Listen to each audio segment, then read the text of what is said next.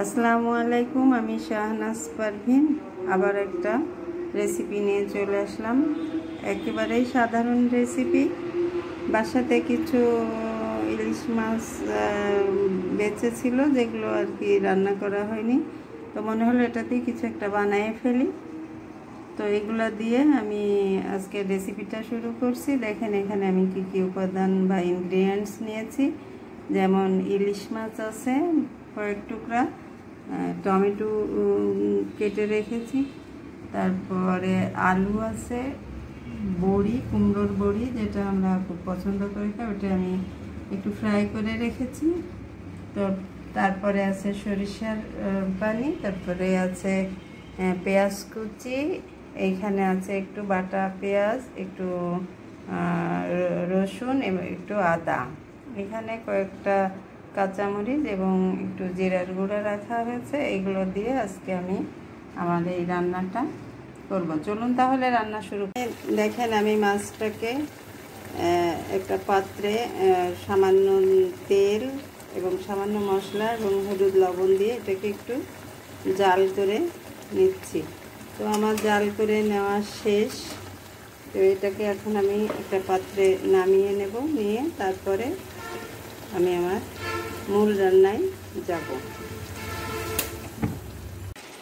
এখন আমি আবারও পাত্রে সরিষার তেল দিয়ে একটু গরম হলে ওর ভিতরে পেঁয়াজ কুচিটা দিয়েছি, টমেটো কুচিটা দিয়েছি এবং যে সমস্ত মশলা এখানে ছিল সেগুলো সবই দিয়েছি। এখন আমি এর ভিতরে দিয়ে দিচ্ছি যে সরিষা পেস্টটা আমি ধুয়ে রেখেছিলাম, সেটা দিয়ে দিলাম। এবং আমি যে কাঁচামরিচ, আমি এটা কাঁচামরিচ দিয়েই রান্না করব। কাঁচামরিচ এবং একটু জিরার গুঁড়া রাখছিলাম, সেটা হলো এখন এর ভিতরে দিয়ে দিলাম। তো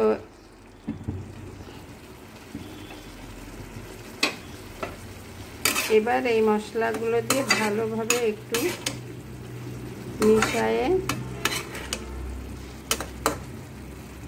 একটু রান্না করতে হবে 10 মিনিট। তো এখন আমি এর ভিতরে সামান্য পরিমাণে হলুদ দিয়ে দেব, হলুদের গুঁড়া দিয়ে দিলাম, দিয়ে আবারও একটু নাড়াচাড়া করে এটা একটু পানিটা কমে গেলে তারপরে মাছটা দিয়ে রান্না করব।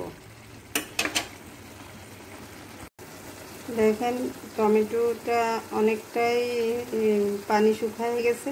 এখন আমি এর ভিতরে দিয়ে দিব যে আগে থেকে বড়ি, কুমড়োর বড়ি ফ্রাই করে রেখেছিলাম, সেটা এর সাথে অ্যাড করে দিলাম। এখন এটাকে আবার একটু নেড়ে মেশাতে হবে, আবার একটু মেশাতে হবে। মেশায় যে মাছ যেটা আমি আগে থেকে একটু জাল করে নিয়েছিলাম, সেই মাছটা এর ভিতরে দিয়ে দিলাম। মাছটা দেওয়া শেষ। এখন এটাকে রান্না করে পানিটা একেবারেই আপনার ঝোলটা একটু শুকায় নিতে হবে, নিয়ে রান্নাটা শেষ করতে হবে। শেষ পর্যন্ত দেখতে থাকুন। রান্না শেষ। দেখেন দর্শক কত সুন্দর হয়েছে এবং সুন্দর একটা গন্ধ বের হয়েছে, খেতেও অনেক মজা হবে।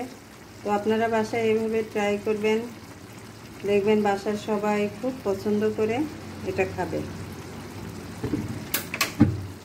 দেখেন কত সুন্দর হয়েছে আমার টমেটো আলু বড়ি দিয়ে ইলিশ মাছের রেসিপি।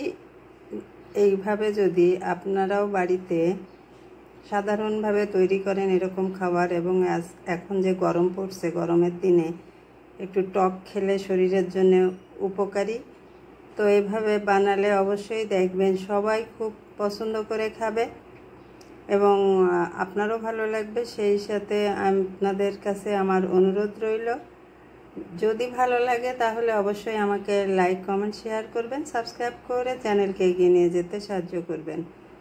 ধন্যবাদ সকলকে।